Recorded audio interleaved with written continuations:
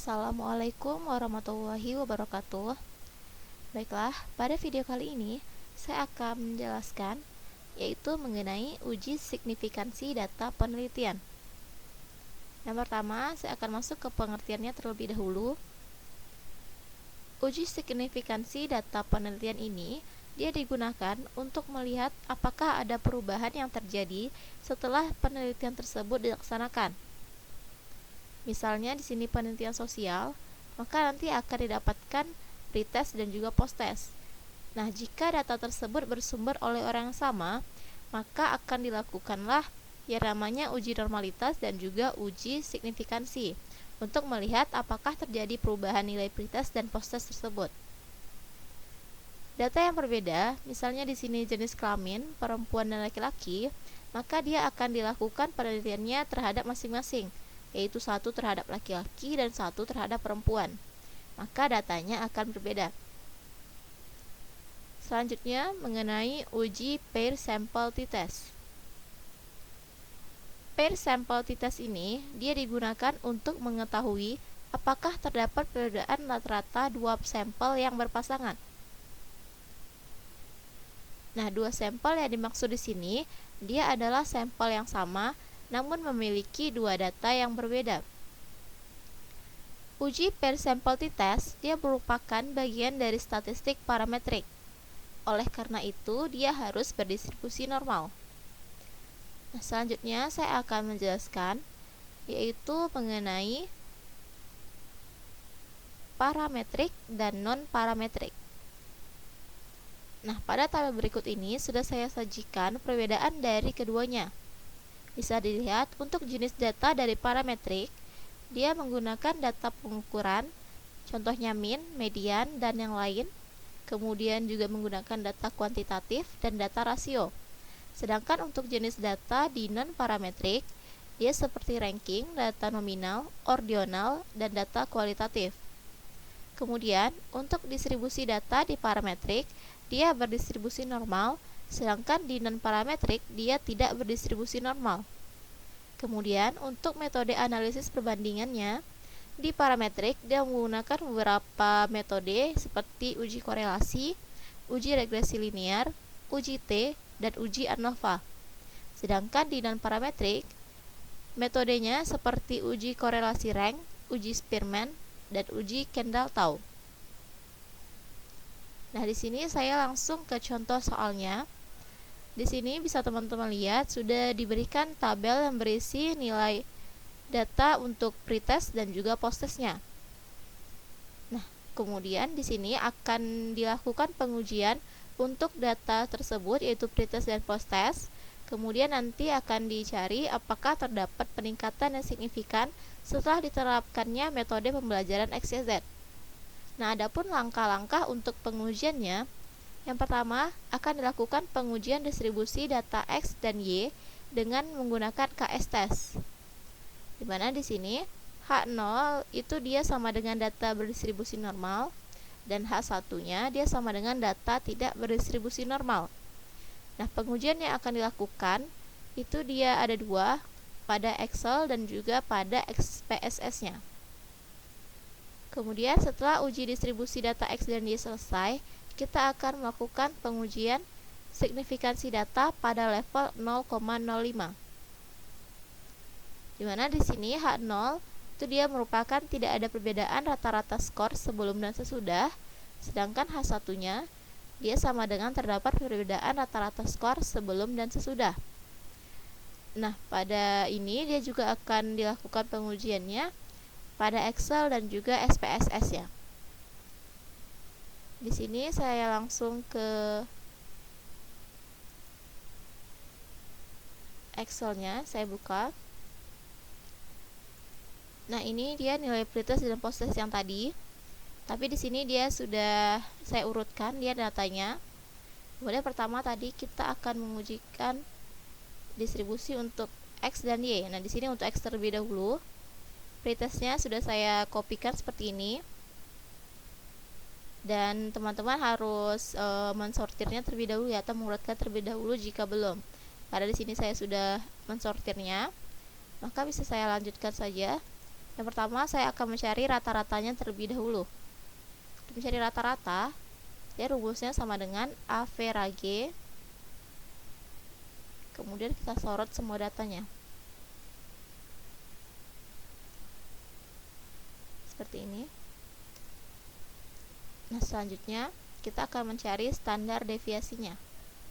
Sama dengan stdef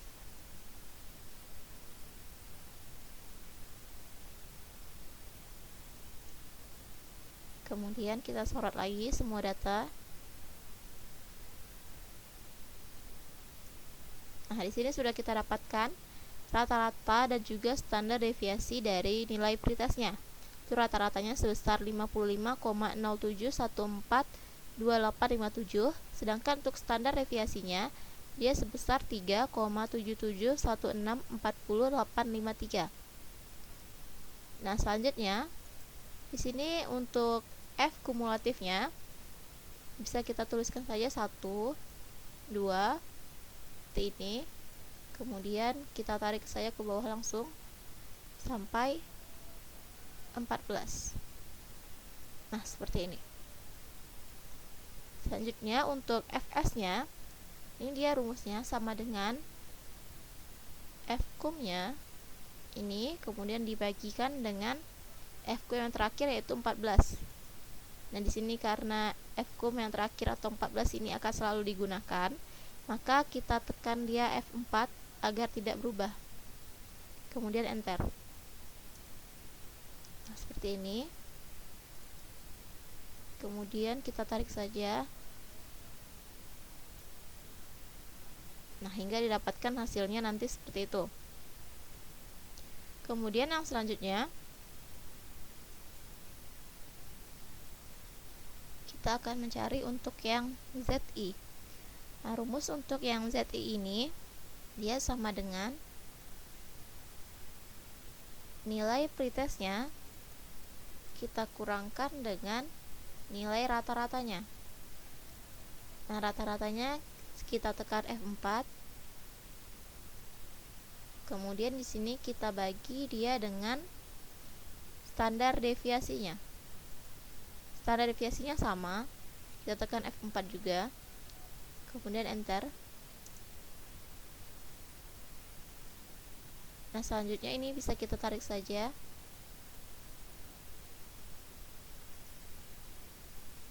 Nah, seperti ini. Kemudian selanjutnya kita akan mencari Ft kali Zi. Nah, rumus untuk Ft Zi ini dia sama dengan norm SDIST. Yang ini tekan tab saja. Nah, kemudian kita sorot nilai Zi-nya.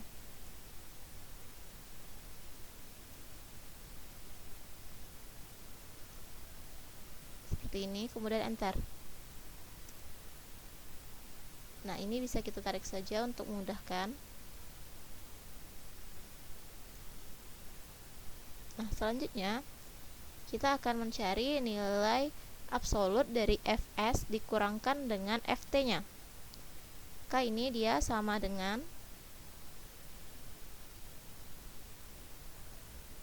ABS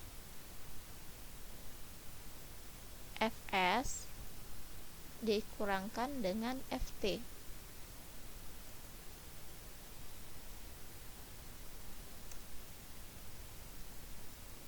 Nah, kemudian kita tarik lagi. Nah, kemudian selanjutnya di sini kita cari D hitungnya. Untuk mencari D hitung kita gunakan rumus max. Kemudian kita sorot semua data yang ini. Baru enter. Nah, kita dapatkan di sini dia sebesar 0,12491193. Nah, kemudian di sini untuk K tabelnya ini karena kita tadi menggunakan uji Kolmogorov-Smirnov test, Maka tabelnya tadi, untuk tabelnya maksud saya, akan kita lihat juga di sini di tabel nilai kritis uji Kolmogorov-Smirnov. Nah, karena di sini data kita dia ada sebanyak 14, maka di tabel nilai kritisnya kita bebaskan dia 1. Dari 14 diganti menjadi 13. Kemudian kita lihat dia di nilainya yang 0,05. 13 kemudian 0,05. Di sini dia pertemuannya, yaitu dia sebesar 0,361. Nah, 0,361 ini akan saya tuliskan di Excelnya. Di sini 0,361. Nah, seperti ini. Jika sudah, kita kembali ke hipotesis dari uji Kolmogorov-Smirnov test ini, dimana tadi H0 dia artinya datanya berdistribusi normal, sedangkan kalau dia H1 dia artinya data tidak berdistribusi normal. Nah, untuk daerah keputusannya, data berdistribusi normal itu dia jika D hitungnya lebih kecil dari K tabel.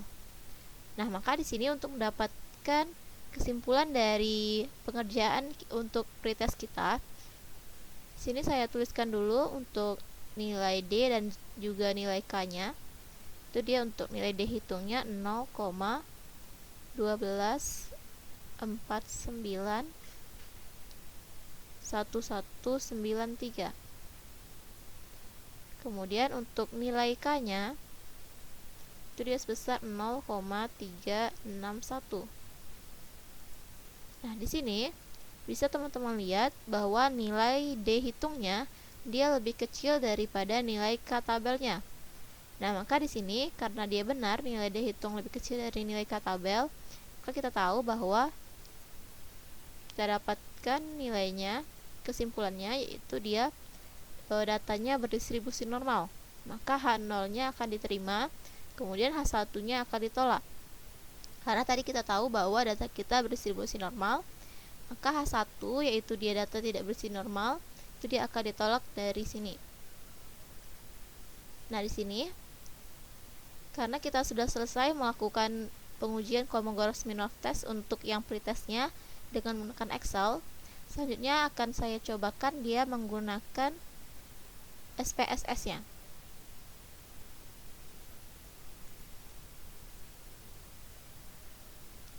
Nah, di sini kita langsung ke SPSS. Kemudian kita arahkan dia ke variabel view ini. Nah, kemudian di sini kita tuliskan pretest. Seperti ini.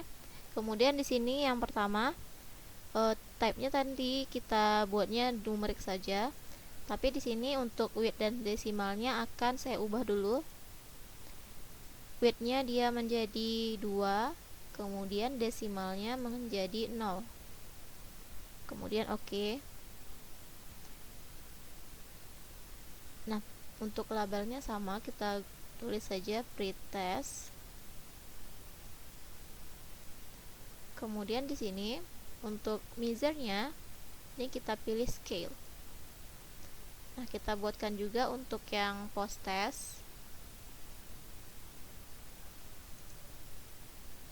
Sama ini seperti pretest, numeriknya kita ganti untuk width-nya jadi 2, kemudian desimalnya jadi 0. Tekan oke lagi. Kita tuliskan labelnya post test, kemudian measure-nya sama, itu scale. Nah, jika sudah seperti ini, selanjutnya kita ke data view lagi. Sini sudah ada pretest dan post testnya. Nah, tadi pertama kita mencari untuk nilai, kita menguji untuk yang pretest terlebih dahulu. Maka di sini nilai pretestnya saya copy, kemudian saya pastikan di sini. Nah, sudah seperti ini.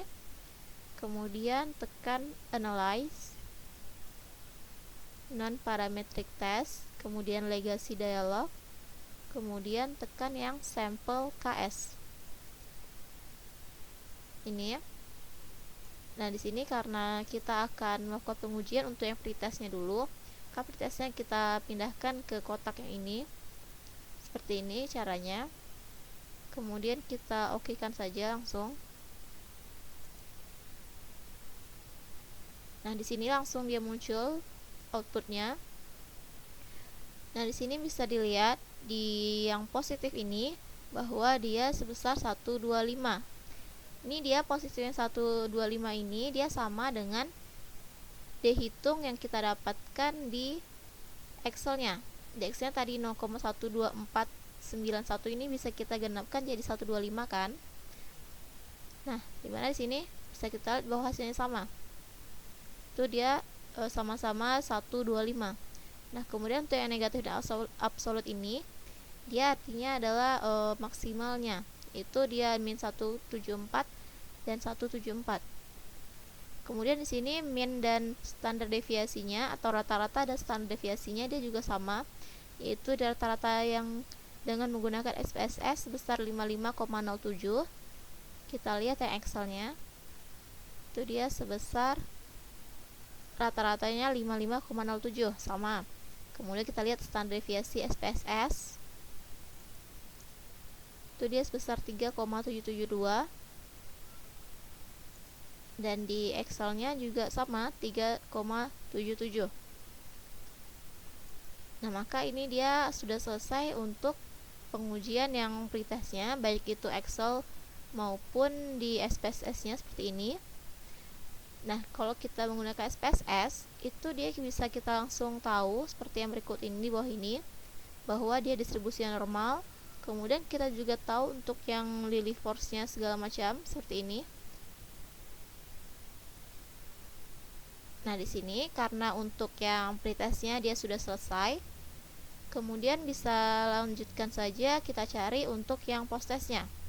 Nah, tapi untuk yang post-testnya di sini saya tidak akan mencarinya menggunakan Excel lagi, melainkan saya langsung mencarinya untuk yang SPSS saja.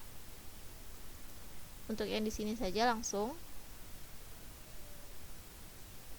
Maka di sini untuk nilai post-testnya kita kopikan dulu. Ini dia nilai post-testnya.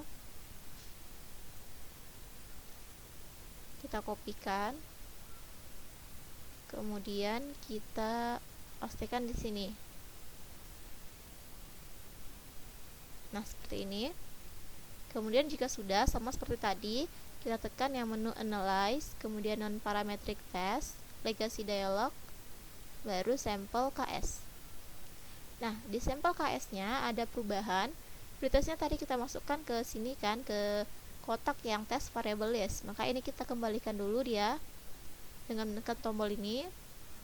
Nah, jika sudah, post-testnya yang kita masukkan ke sini, ke kotak yang test variable list. Nah, seperti ini. Kemudian kita tekan OK. Nah, maka di sini kita dapatkan dia untuk hasil dari yang post-testnya. Mana di sini untuk yang dihitungnya di positif ini, yaitu dia sebesar 096.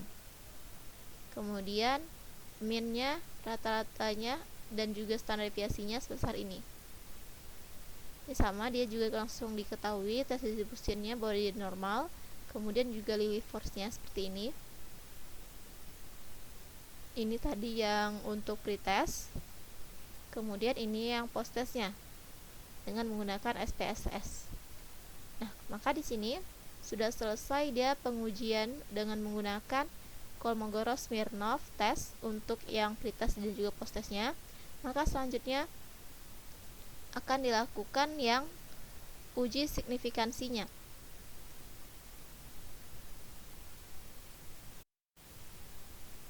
Nah, kemudian untuk uji signifikansi data penelitiannya, untuk nilai pretest dan post-testnya sudah saya buatkan seperti ini. Selanjutnya akan kita cari Y dikurang X-nya, atau selisih dari nilai post-test dan juga pretestnya. Itu dia sama dengan post-testnya dikurangkan dengan pretestnya. Seperti ini. Kemudian kita tarik. Nah, jika sudah seperti ini, selanjutnya bisa kita cari rata-rata dari Y kurang X tadi. Itu dia rumusnya sama dengan A vera G. Kemudian kita sorot datanya. Nah, seperti ini sudah kita dapatkan rata-ratanya, yaitu sebesar 12,78571. Selanjutnya kita cari yang XD-nya.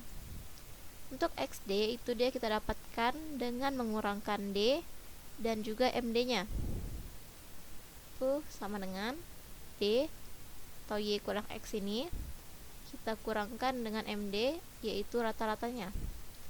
Nah, karena rata-ratanya akan selalu digunakan, maka kita ikat dengan menggunakan F4 seperti ini, kemudian enter. Nah, selanjutnya kita tarik lagi. Nah, seperti ini. Kemudian selanjutnya kita cari untuk XD kuadratnya. Sama dengan XD kita pangkatkan dengan 2 seperti ini, kemudian kita tarik. Nah, jika sudah didapatkan nilai XD dan juga XD kuadratnya, maka kemudian akan kita cari jumlahnya. Itu dia untuk rumus jumlah sama dengan sum. Kemudian kita sort dulu untuk yang data XD-nya seperti ini. Nah, selanjutnya kita cari untuk jumlah dari XD kuadratnya, sama, yaitu menggunakan sum. Kita sorot datanya. Nah, seperti ini. Di sini sudah kita dapatkan jumlah untuk XD dan XD kuadratnya. Di sini kita lihat dulu untuk hipotesisnya lagi, bahwa di uji signifikansi data penelitian ini H0 itu dia artinya tidak ada perbedaan rata-rata skor baik itu sebelum dan sesudah, sedangkan dia H1 dia berarti terdapat perbedaan rata-rata skor sebelum dan sesudahnya. Nah, selanjutnya kita cari untuk yang T hitungnya. Adapun rumus T hitung seperti ini, yaitu T sama dengan MD dibagi dengan akar jumlah dari XD kuadrat dibagi N dikali N kurang 1. Kita cari, yaitu dia sama dengan MD rata-rata. Ini dia. Kemudian kita bagi dengan akar, yaitu SQRT. Kemudian kita arahkan dia ke jumlah XD kuadrat ini. Kemudian dibagi dengan N-nya. N-nya yaitu dia tadi sebesar 14.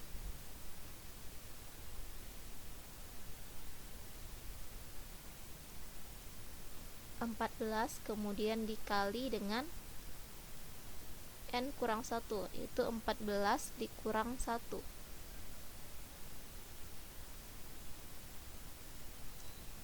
Nah, sudah kita dapatkan untuk T hitungnya, yaitu dia sebesar 10,12265. Nah, selanjutnya di sini kita cari untuk yang T tabel. Nah, di T tabelnya itu dia bisa kita lihat di T tabelnya, ini dia. Karena dia di sini kita datanya sebesar 14 dan kemudian di sini datanya berpasangan, yaitu ada pretest dan posttest, maka data yang akan dibebaskan yaitu sebanyak 2. Maka kita lihat 14 ini dia menjadi 12.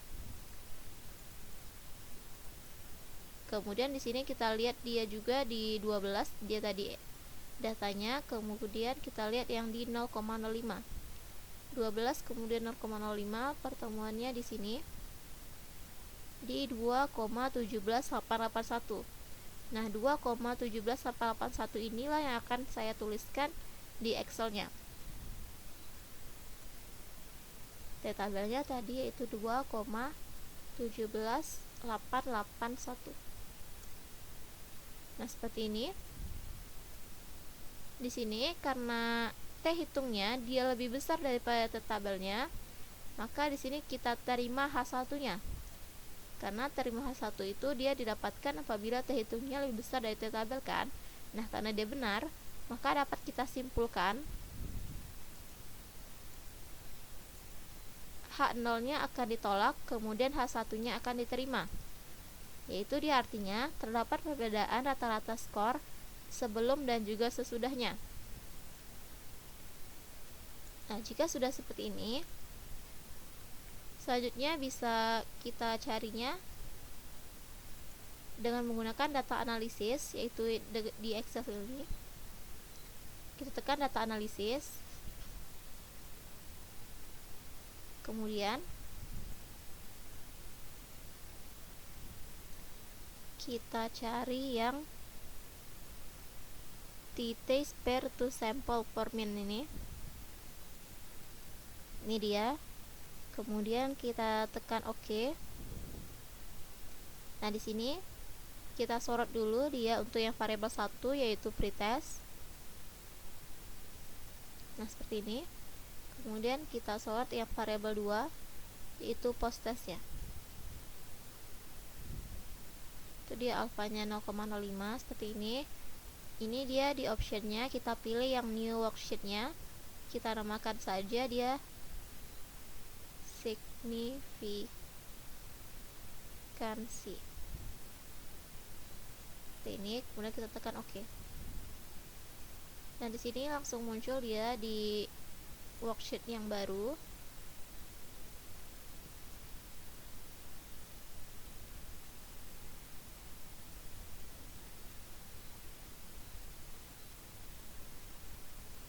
Ini dia. Di sini saya kopikan dulu. Kemudian saya letakkan di dekat uji yang signifikansi tadi sudah kita cari di sini. Seperti ini.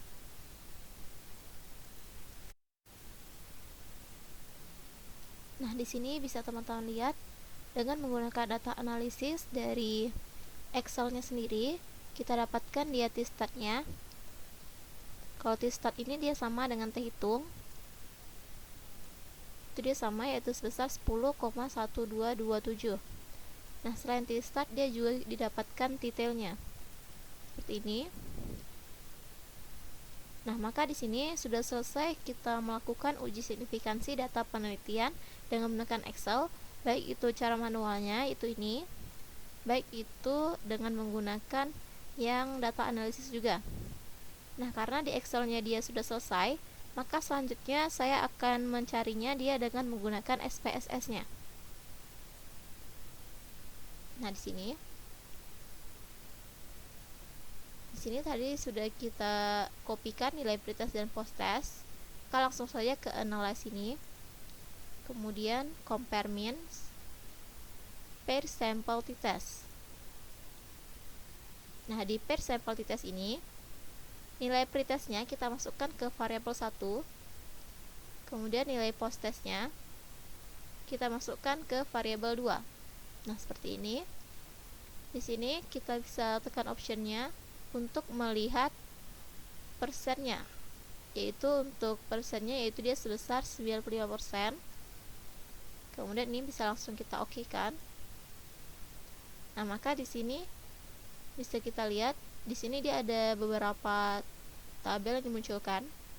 Tapi kita lihat hasilnya di sini yang di tabel per sampel t-testnya. Karena di sini dapatkan T hitungnya itu dia sebesar 10,123. Sama 10,123. Di sini juga bisa dilihat bahwa ada minnya, ada standar deviasinya juga. Kemudian ada yang 2 tail ini. Nah, kemudian di sini akan saya kopikan dulu dia ke dalam Word untuk yang per sample test. Kemudian untuk yang Kolmogorov-Smirnov yang post test dan juga pretestnya.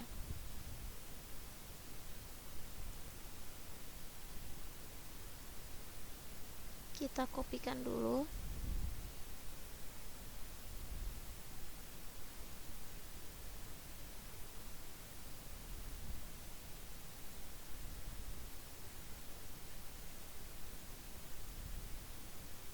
Yang pertama untuk uji distribusi X-nya, kemudian nanti uji distribusi Y, dan untuk yang uji signifikansinya.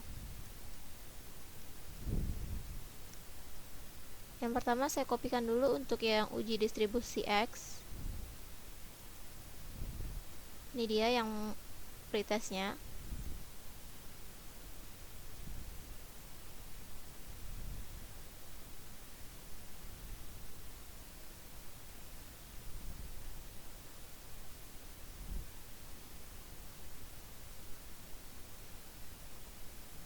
Nah, kemudian di sini saya kopikan juga untuk yang uji distribusi Y-nya.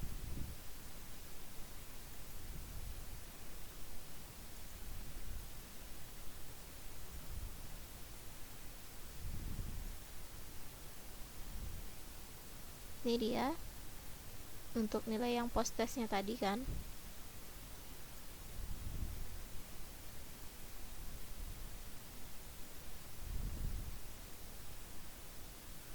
Nah, seperti ini. Kemudian di sini saya untuk uji signifikansinya saya buat ke next space-nya dulu. Kemudian di sini saya ubah dulu dia jadi landscape. Nah, begini. Kemudian baru kita kopikan yang pair sample test ini.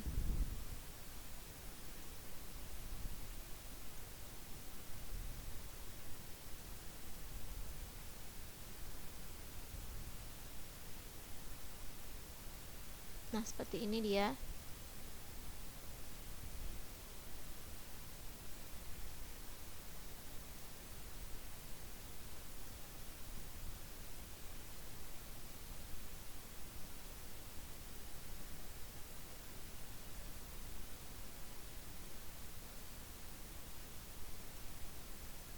Nah, ini dia untuk yang uji signifikansinya.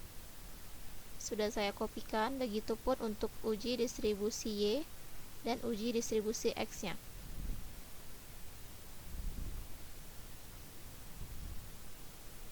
Karena di sini dia sudah ada T-hitung, min, standar deviasi, dan juga signifikansinya. Maka di sini dapat kita simpulkan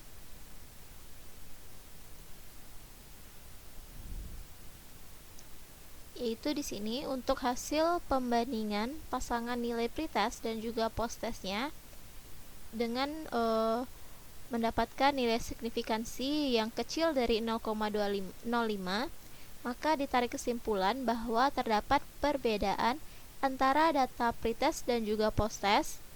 Maka di sini H0 akan ditolak, kemudian H1-nya akan diterima. Baiklah, begitulah cara untuk mencari uji signifikansi, kemudian uji distribusi juga. Apabila ada kesalahan, mohon dimaafkan. Wassalamualaikum warahmatullahi wabarakatuh.